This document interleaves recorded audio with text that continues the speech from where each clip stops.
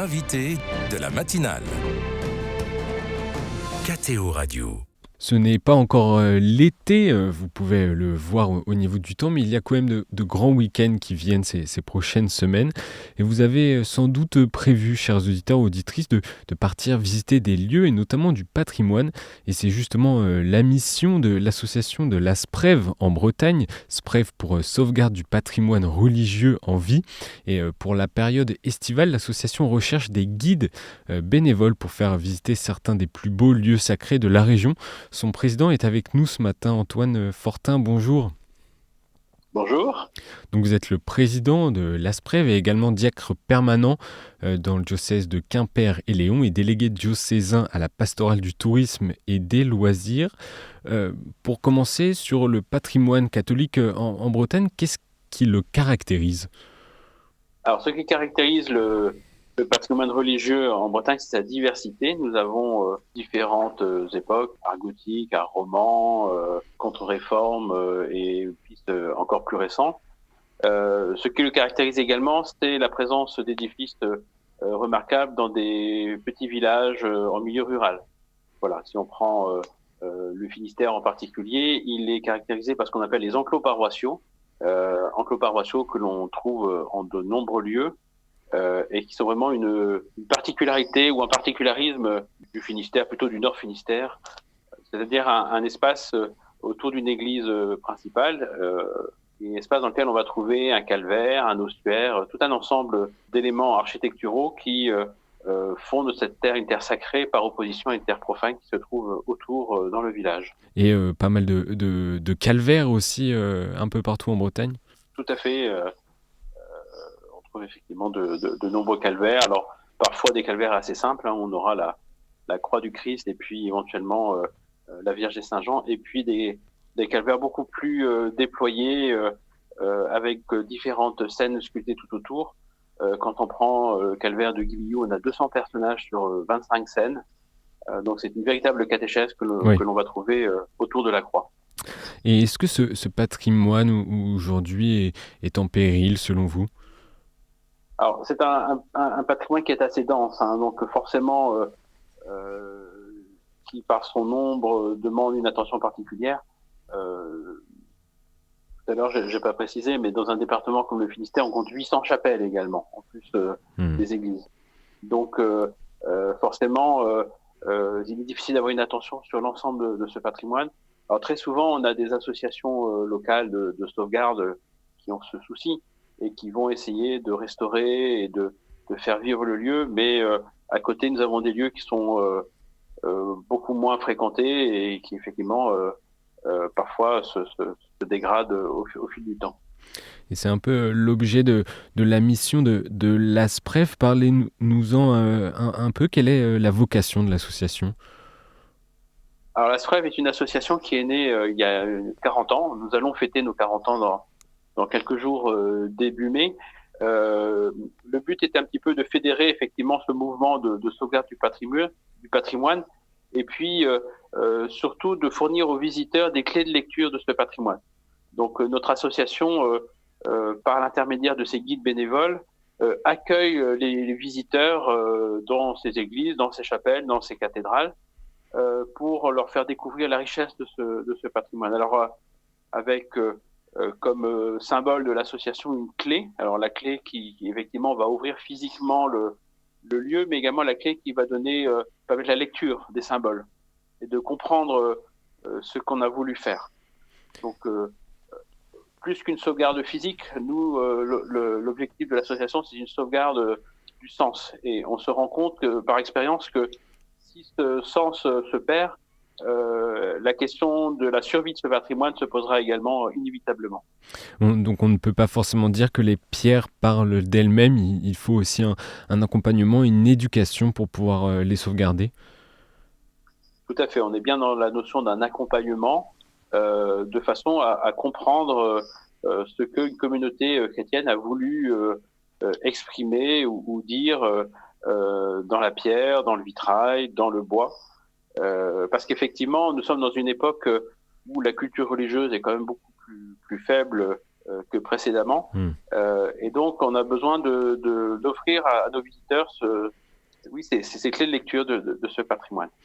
Et donc, vous êtes à la recherche de guides qui sont bénévoles pour la période estivale. Dites-nous un peu plus sur justement la mission de ces guides.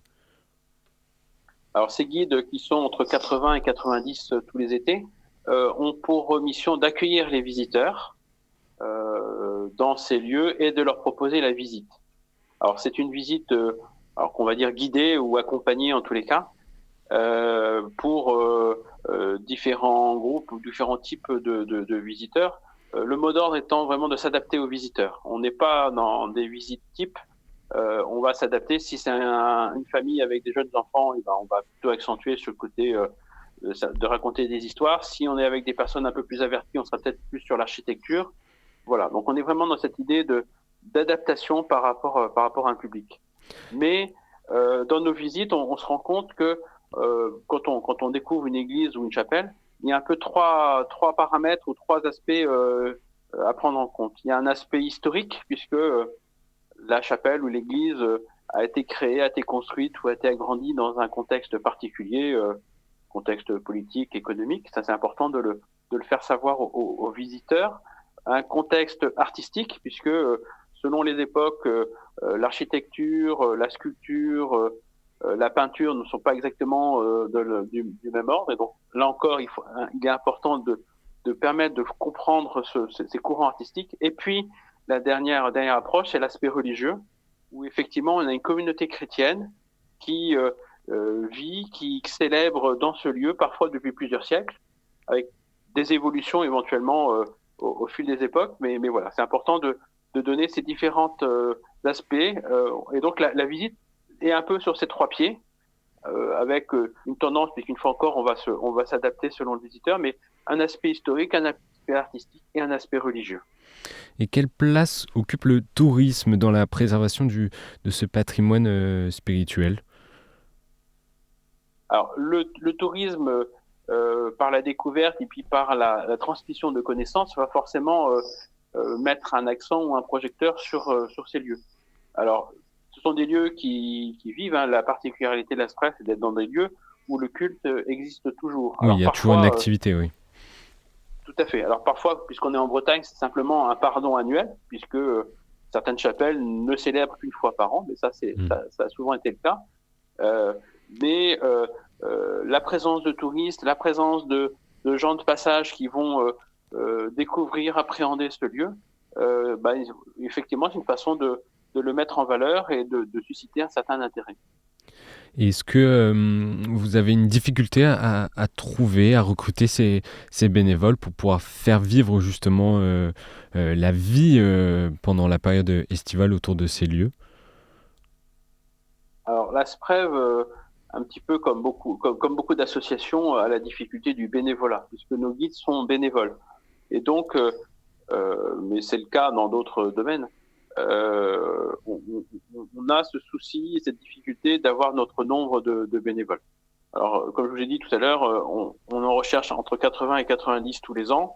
Ce sont essentiellement des étudiants.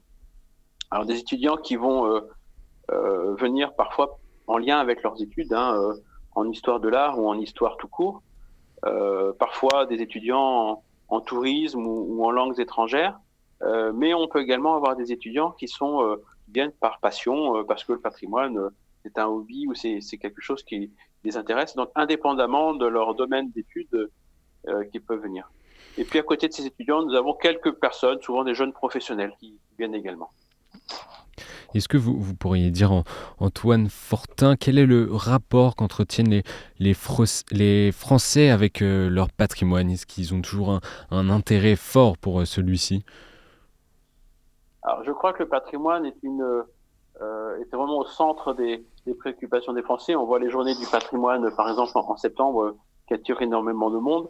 Pendant l'été, moi, je peux témoigner que ce patrimoine est fréquenté. Si on sort un petit peu du religieux, on peut voir que en matière de château, en matière de manoir, les gens sont intéressés. Et puis, on sait que les Français aiment bien tout ce qui est lié à l'histoire et une certaine tradition.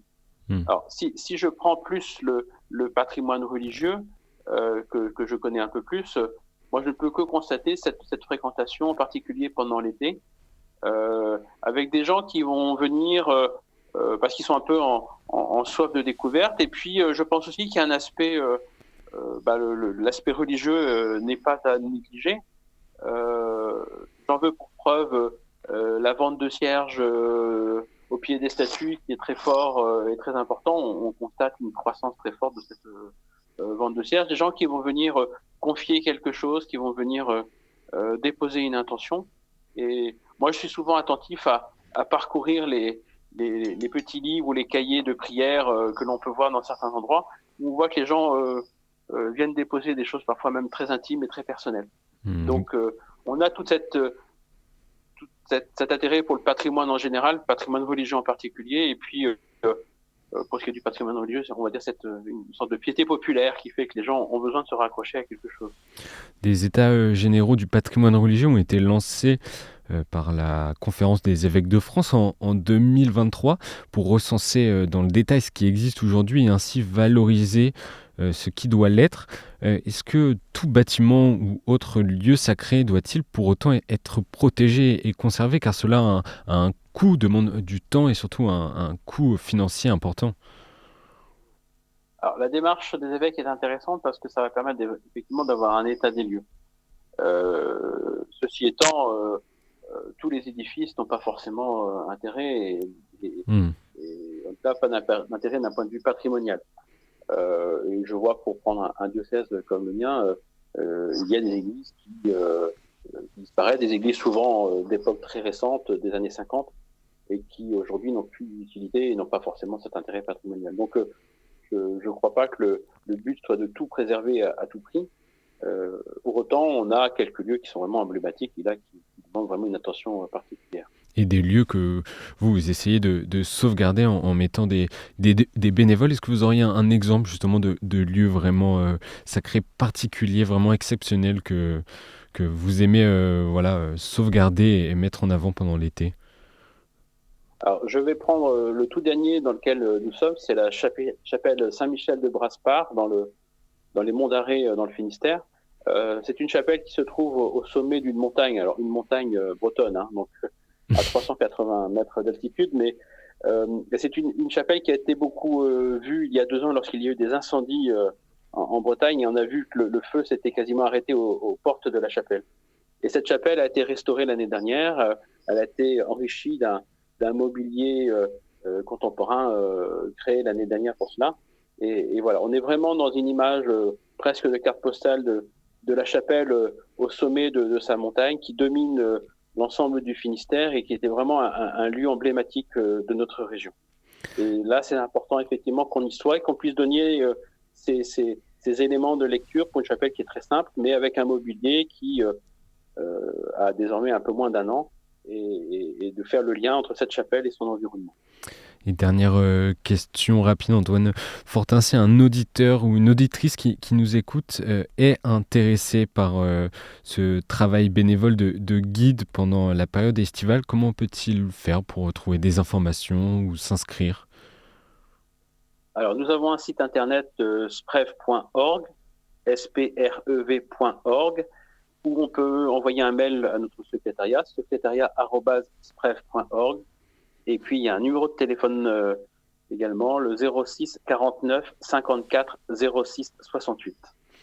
Parfait, mais j'espère que, en tout cas, certains auditeurs, en tout cas, seront concernés et parleront de votre travail autour d'eux. Merci beaucoup, Antoine Fortin, d'avoir été avec nous ce matin sur KTO Radio. Je rappelle à nos auditeurs que vous êtes le président de l'association de sauvegarde du patrimoine religieux en vie dans la région de la Bretagne, et vous êtes également diacre permanent dans le diocèse de Quimper et Léon. Bonne journée et bon été à venir.